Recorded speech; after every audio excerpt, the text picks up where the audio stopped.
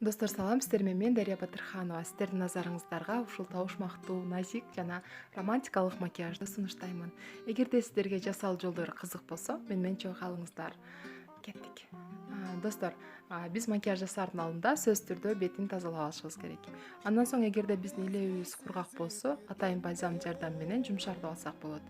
Макияж туруктуу болуу үчүн биз атайын спрей фиксатор чачып, спрей фиксаторду колдонсок болот. Андан соң биз көзгө макияжга өтсөк болот. Биздин макияжыбыз туруктуу болуш үчүн же биздин боекторубуз жакшы сиңүү үчүн жана биздин көзүбүздүн тону бир тондо болуу үчүн сөзсүз түрдө тоналдык крем иштетебиз. Тоналдык крем жакшы кургаган соң биз кашына өтсөк болот. Кашын мен жасаганын бир аз кыскартып койдум. Деталдуу видеолор сөзсүз түрдө болот. Кийинки видеолордо толук көрсөңүздөр болот. Мен кашын азыр түбү асты жагы тегиз чыгуу үчүн мен атайын консилерди иштеттим. Консилердин жардамы менен тегиздеп алдым. Андан соң мен визуалдуу түрдө көз менен каштын аралыгы алыстоо үчүн жана кашыбыздын астында көлөм болуу үчүн хайлайтерди иштеттим. Эми биз көзүнө өтсөк болот. Мен азыр көзүнүн сырткы бурчтарын кир роза түсү менен боеп жана жайып жатам, түтөтүп жатам десем болот.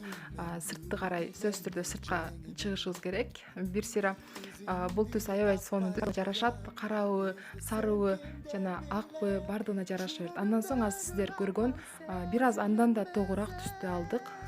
Ошол азыр тогурак түс менен көзүбүздү дагы көбүрөөк билинүү үчүн боеп жатам.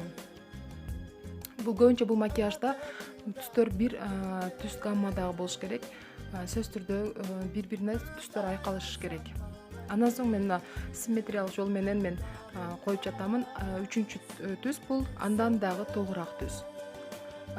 Мен жакшы түшүндүрө албаган болушум мүмкүн. Сиздер мына видеодон жакшыраак көңүл буруп көрсөңүздөр болот.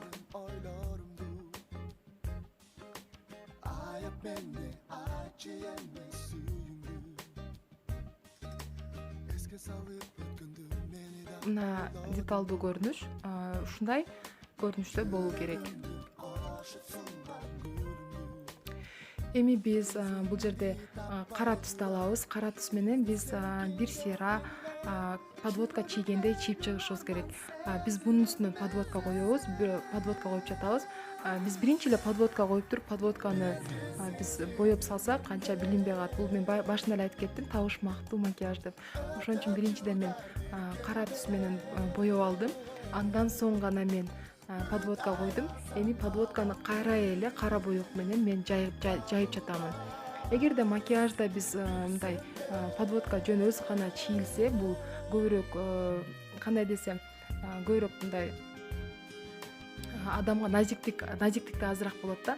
Эгерде подводканы бир аздан жайып салсак, бул аябай адамга назиктик берет жана макияжга табышмактуу макияж экенин билдирип турат.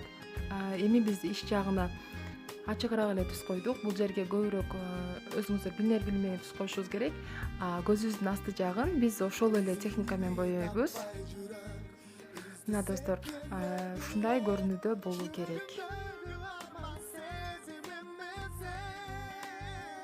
Эми биз макияж көзүбүздү боеп бүткөн соң биз бетибизге бир сыйра тон беребиз. Тон берген соң бетибизди контурлайбыз. Жана биз бетибизге бир аз мындай серпимдик берүү үчүн бир аз эндик иштетебиз. Эндик бул румяна.